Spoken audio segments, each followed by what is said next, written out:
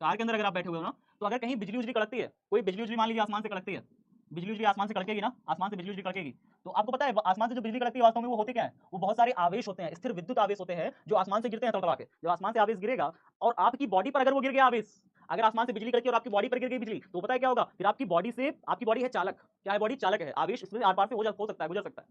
लेकिन आपकी बॉडी ठोस भी तो है। ठोस कैसे बना होता है, ठोस एक अणुओं से मिलकर ऐसे ऐसे सारे ठोस अणुओं से मिलकर बना होता है, हमारी बॉडी ठोस भी तो है। अब मान के चलो बिजली इसमें से गुजर गई, जब बिजली गुजरेगी तो सारे ठोस अणुओं को क्या कर देती है, ऐसे हिला देती है, ठोस अणुओं की जो संरचना है वो अव्यवस्थित होने लगती है ऐसे। इसीलिए जब बिजली झटका लगता है तो अरे हिलने लगते हो, क्यों हिलने लगते हो, क्योंकि हमारे ठोस बॉडी है ना उसके अंदर तो जब पास होती है तो फिर वो क्या करती है, वाइब्रेशन मोड में डाल देती है, ठोस अव्यवस्थित हो जाते हैं, अणु अव्यवस्थित हो जाते हैं बॉडी के। तो यहाँ पे क्या हो जाएगा, जैसे ही अगर हमारी बॉडी पर अगर डायरेक्ट गिर गई होती, अगर यही बिजली हमारी बॉडी पर डायरेक्ट गिर गई होती तो बॉडी के सर के ऊपर गिरती, तो सर के ऊपर से वो सीधा चल के पैर तक चली जाती और फिर वो भूमि के अंदर समाने की कोशिश करती, जमीन के अंदर घुसने की कोशिश करती, जमीन के अंदर वो कोशिश करती है कि चले जाए, सारी की सारी जो बिजली है वो आवेश जो है जमीन के अंदर जाने की कोशिश करता है।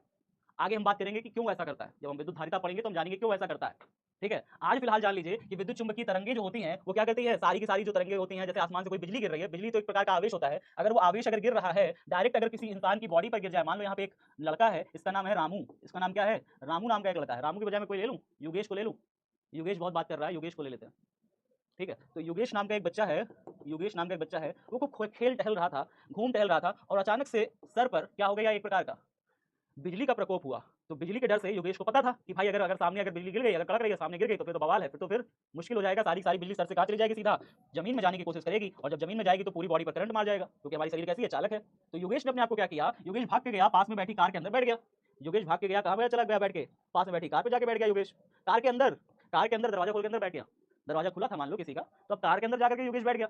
जैसे ही योगेश कार के अंदर बैठेगा उसे बिजली करंट नहीं मारेगी, क्यों नहीं मारेगी, क्योंकि कार की जो बॉडी है वो क्या है, चालक है। और आपको मैं बता दूं जितने भी चालक होते हैं प्यारे बच्चों, चालक जितने भी होते हैं उनके भीतर विद्युत क्षेत्र शून्य होता है। चालकों के भीतर क्या होता है, विद्युत क्षेत्र, चालकों के भीतर क्या होता है, विद्युत क्षेत्र, आपको बता रखा है ना, विद्युत क्षेत्र चालकों के भीतर क्या होता है, शून्य होता है। तो इसके अंदर विद्युत क्षेत्र शून्य है, इसलिए अंदर अगर बैठा है योगेश जाकर के कार के तो सुरक्षित रहेगा, सारी की सारी बिजली इसके पृष्ठ पर आकर रुक जाएगी, सारा का सारा आवेश इसके कहां रुक जाएगा, पृष्ठ पर आकर के सीधा जमीन में चला जाएगा, लेकिन योगेश को करंट नहीं मारेगा। फिगर फिगर फिगर, तुमको ये फिगर बनाना है, फिगर फिगर कर रहे हो, ये फिगर बनाओगे, बिजली करंट मारता हुआ योगेश, हाँ कौन सा फिगर बनाओगे, ये वाला बिजली करंट मारता हुआ योगेश, फिगर फिगर कर रहा है लड़का, अरे रुक जा ना, पहले समझा तो लेने दे लड़के, पहले समझ तो लो क्या है मैटर। देखो क्या है, स्थिर विद्युत परिरक्षण मतलब क्या होता है, अगर किसी चीज को बचाना है, बिजली से बचाना है, बाह्य क्षेत्र से बचाना है, तो मुझे कहाँ रखना चाहिए, किसी भी चालक के अंदर उस वस्तु को रख देनी चाहिए। तो अगर आप किसी भी चालक के अंदर किसी वस्तु को रख देते हैं तो वहां पे विद्युत क्षेत्र शून्य होता है, जिसके कारण उस वस्तु को बचाया जा सकता है बाहर के खतरे से, बाहर के बिजली से, बाहर के आवेश से, बाहर के विद्युत क्षेत्र से हमें चीजों को बचा सकते हैं। जैसे देखिए यहाँ पे देखिए एक प्रकार का ये बॉडी है, एक प्रकार का ये चालक था, देखिए चालक से बचाने के लिए देखिए यहाँ पे अंदर चीज देख रहे हैं, ये संरचना देख रहे हैं, इस संरचना को मुझे बचाना था, बाहर के विद्युत क्षेत्र से बचाना था, तो मैंने क्या किया, पूरे चालक के भीतर इसको अंदर रख दिया। चालक के भीतर विद्युत क्षेत्र तो शून्य होता है, जिसके कारण सारा का सारा आवेश देखिए ये बाह्य विद्युत क्षेत्र है, ये बल रेखाएं जा रही हैं, ये बल रेखाएं जा रही हैं, तो बल रेखाएं सब बाहर से चली गई, सारा विद्युत आवेश इसके पृष्ठ पर आ गया, लेकिन अंदर कोई आवेश नहीं गया, अंदर कोई आवेश गया नहीं, जिसके कारण ये क्या हो गया, बेचारा सुरक्षित रहा। कितनी भी बिजली कड़की, कितना भी कुछ हुआ, कितना भी विद्युत क्षेत्र में आपने इसे रख दिया, अंदर विद्युत क्षेत्र शून्य था, जिसके कारण अंदर वो बेचारा क्या रहा, सुरक्षित रहा। अंदर जो ये स्थिति होती है ना, अंदर इसको कहते हैं कोटर, क्या कहते हैं इसको, इस अंदर वाले हिस्से को क्या कहते हैं, कोटर कहते हैं, कोटर कहते हैं। ठीक है, कोटर कहते हैं, शेल कहते हैं, शेल या कोटर कुछ भी कह लो, शेल या कोटर, अंदर एक शेल होती है, शेल के अंदर हम इसको सुरक्षित रख देते हैं। अब देखिए यहाँ पे क्या लिखा है, किसी निश्चित क्षेत्र को, किसी निश्चित हिस्से को विद्युत क्षेत्र के प्रभाव से बचाने की प्रक्रिया को क्या कहते हैं, स्थिर विद्युत परिरक्षण कहते हैं। विद्युत क्षेत्र से बचाने की प्रक्रिया को क्या कहते हैं, स्थिर विद्युत परिरक्षण कहते हैं। देखिए बिजली गिरने के समय बंद कार या बस में बैठे रहना किसी पेड़ या नीचे, पेड़ के नीचे मैदान में खड़े रहने की तुलना में अधिक सुरक्षित रहता है। अगर बिजली गिर रही है तो बंद कार या बस में बैठ जाओ जाके भाग के, कहाँ नहीं रहना है, कहाँ नहीं रहना है आपको, आपको किसी पेड़ या खुले मैदान के नीचे नहीं रहना है, क्योंकि चालक के अंदर के खोखले भाग में स्थित कण या आवेश बाह्य क्षेत्र के प्रभाव से परिरक्षित रहता है। परिरक्षित मतलब बचा रहता है, बचा रहता है।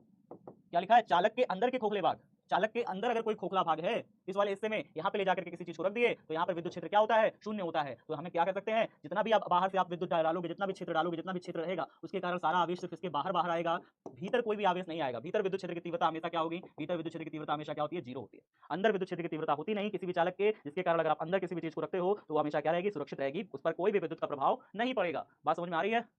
किसी भी चीज को विद्युत के प्रभाव से बचाना जो है इसी को कहते हैं स्थिर विद्युत परिरक्षण। ऐसे बचा सकते हैं, उसे हम चालक खोल के भीतर, चालक के अंदर एक शेल करके, कोटर बना करके, कमरा बना करके हम रख सकते हैं अंदर, ताकि वो क्या रहे, बचा रह जाए विद्युत का प्रभाव से। समझ में आ गया, एक बात तो फटाफट समझ में आया कि नहीं आया, ये समझ में आया।